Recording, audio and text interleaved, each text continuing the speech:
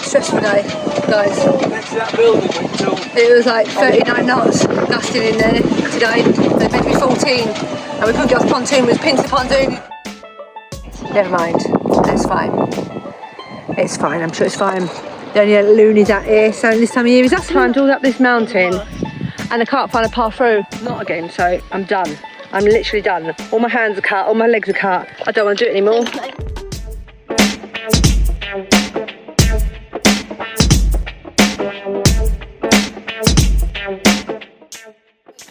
Oh, there's a bloody tree I've got to climb under again.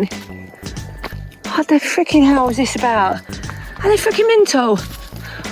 Honestly, I don't get my hands and fucking knees. Well, now I've gone through it now, haven't I? I don't want to go through trees and spiders.